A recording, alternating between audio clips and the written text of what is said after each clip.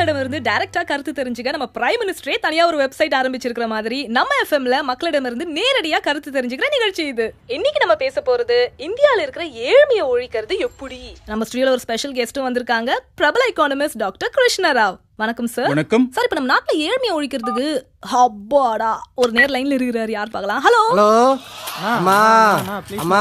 ஐயோ ஹலோ ஏன்லாம் கூப்பிடுற நேருக்கு மத்தியில அழகா அம்மானு கூப்பிடுற ஒரு நேர் வந்திருக்காரு, யாருன்னு பார்க்கலாம் சார். ஹலோ, உங்க பேர் சொல்லுங்க. கர்மம் பிடிச்ச எஃப்எம் எப்ப பாரு பிஸியாவே இருக்கு. சார் சார் உங்க லைன் கனெக்ட் ஆயிடுச்சு சார், கொஞ்சம் பார்த்து பேசுங்க சார். சாரிமா, லைன் கிடைக்கலையோன்னு கொஞ்சம் வருத்தப்பட்டேன். ரொம்ப நல்லா வருத்தப்பட்டீங்க போங்க.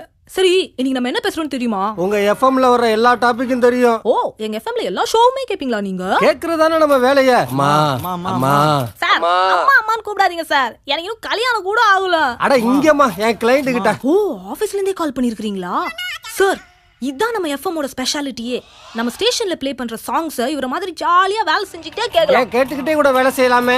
அம்மா அம்மா அம்மா. இந்த அம்மாவை நேர விட மாட்டேங்கிறாரு. It's okay sir. உங்க பேர் சொல்லுங்க. என் பேரு ராஜா மையப்பன். என்ன வேலை செய்றீங்க? என்னது கேட்கல சார்? எந்த செக்டர்ல வேலை செய்றீங்கன்னு கேட்டேன்.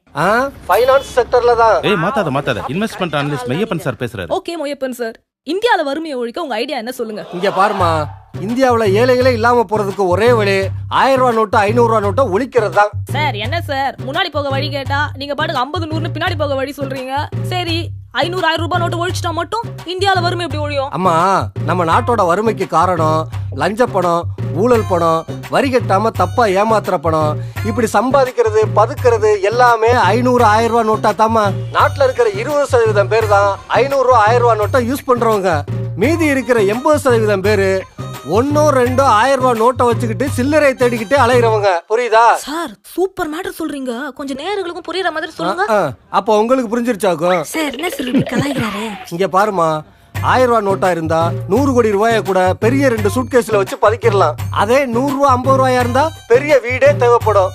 பாதுகாப்பு இருக்காது, திருட்டு பயம், போலீஸ் பிரச்சனை, இன்கம் டாக்ஸ் பயம், தங்கத்துல காசு போட மாட்டான். ஏன்னா விலை நிலை இல்ல.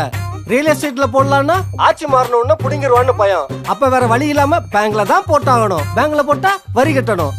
நாட்டுல இருக்கிற எல்லா பணக்காரங்களும் ஒழுங்கா நேர்மையா இன்கம் டாக்ஸ் கட்டினா போதுமா, இந்தியாவுல வறுமை மட்டும் இல்ல பிச்சைக்காரங்களே இருக்க மாட்டாங்க. அம்மா அம்மா. சூப்பருங்க சார், இத பத்தி என்ன சொல்றீங்க? பிரில்லியன்ட். இவர் ஆக்ஸ்போர்ட் யூனிவர்சிட்டியில படிச்சிருக்கணும். இந்த மாதிரி ஆளுதான் நம்ம நாட்டுக்கு பிரைம் மினிஸ்டரா தேவைப்படுது. இவர் எங்க இருக்காருன்னு பார்த்து கண்டுபிடிங்க. Maiyappan sir, super, thank you. இருக்கட்டும் இருக்கட்டும்.